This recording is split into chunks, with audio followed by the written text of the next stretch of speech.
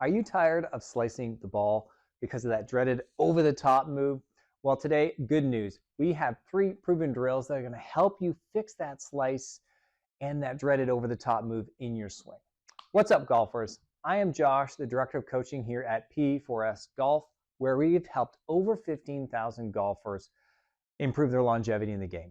Whether that's increasing distance, decreasing pain, or lowering your golf scores, we have you covered. So in all that research we've done on those thousands of golfers, we have found some common things that golfers that slice struggle with. So when you watch this video until the end, what you are going to learn is exactly why you're slicing and how to fix it. And in this video, we are going to cover exactly the 3 things that you need to do to help you fix that slice. So let's get into it. Step number 1, as I said, we need to know why we're slicing. A lot of it comes down to mobility in specific areas. Number 1 is going to be in your trail shoulder. So for right-handed golfers, right shoulder, left-handed golfers, left shoulder. So here's what we can do. Drill number 1, we just call this a shoulder lift off. So I'm going to approach a corner of a wall. I'm going to have my elbow 90 degrees. The big key here is that my elbow stays at 90 degrees the entire time and does not bend. This is a key, all right? So I keep my elbow 90 degrees. I approach the wall until my chest is kind of in the doorway and my elbow is just at armpit height. So it's not way up here, okay? I'm keeping that elbow just slightly below my shoulder height, level with my armpit. From here, I'm going to turn my palm to face the side of my head. So that's going to neutralize my wrist. Again, keep my wrist out of it. We want to move from this shoulder socket. And all I'm going to do is bring this forearm off the wall by rotating my bicep and my upper arm back this way. So when we do that, we want to maintain posture and not move your body like so. And you should feel that we're using these muscles in your rotator cuff to make that happen. Initially, you might only get here. You might struggle to get your arm off the wall. That's okay. The main thing is that you feel some squeezing happening in these muscles to rotate that shoulder externally to get that arm off the wall. And you might think, why do I need to do this kind of move to stop my slice? Well, that trail arm, which typically is overactive at the top of the downswing, we're going to do about 10 of these, okay? That trail arm tends to pull from the top. And we need that arm to externally rotate from the shoulder, which is what I'm doing here.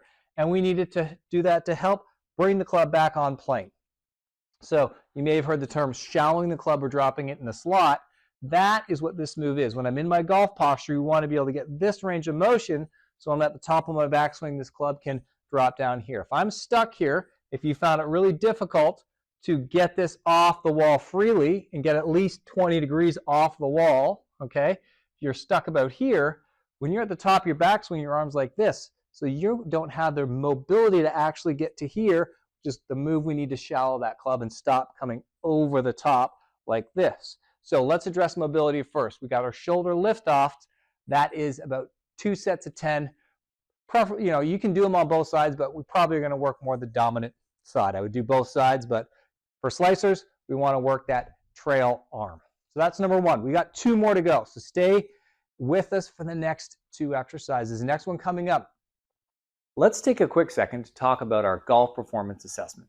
This assessment takes only 5 minutes, and it'll tell you exactly where you need to improve in your golf game.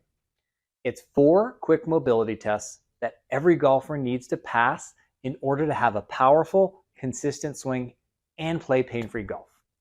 But less than 1% of the 12,000 golfers plus that we've tested pass all 4 of these tests. Not passing them leads to pain, swing faults, loss of distance and speed every single year. So click the link in the description and do our 5-minute assessment to see where you need to improve the most.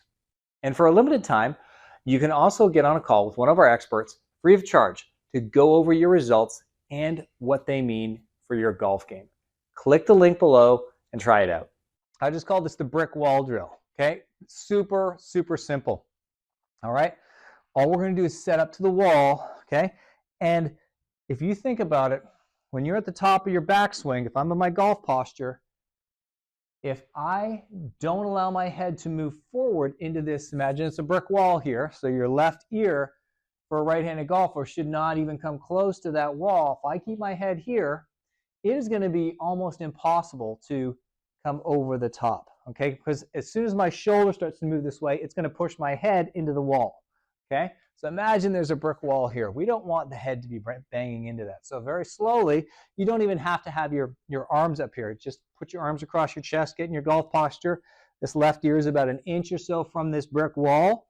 And I'm going to go to the top of my backswing. And I'm going to slowly try and get through impact without my head moving forward. And you can see how this trail shoulder moves down and underneath. It has no choice. If I start to move it over the top, my head is going to run into this wall every time. So this is what we call an external cue, okay? Internal cues would be, okay, just keep your head back, right? If I just try and keep my head back and I'm doing this, if I don't have an obstacle that's giving me feedback, it can be harder to feel. So we give ourselves an external cue, and this is where you're going to probably learn best, okay?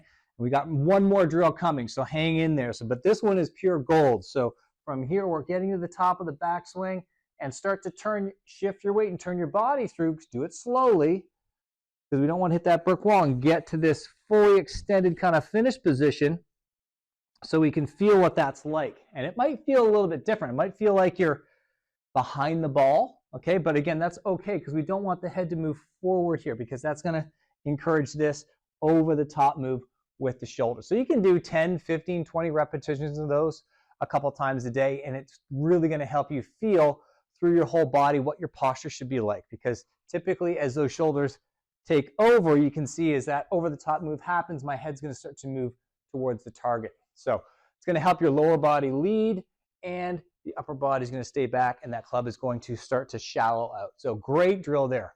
Our last one, okay? I'm going to use this wall over here to demonstrate, and this one's just called the wall slide, okay? So I'm going to have a corner of a wall out to my side, again, get in my golf posture here, and from this point, we're going to make our turn. I'm going to put, you can put both hands on the wall or just your trail hand, okay? From here, I'm going to make just the initial transition. So I'm going to try and get my hips and belly button turning towards the target, and my hands are going to slide down this way. So this wall, again, I'm giving myself an external cue, okay? So my hand, if I try and come over the top, this wall is blocking me from doing that, my trail arm. So it's kind of guiding that trail arm to come down this way, to drop down so I can hit from the inside. So having that external cue of, okay, my hands slide down as I start to shift weight, you might feel like your back staying to the target a little bit longer. Again, that head is staying back a little bit.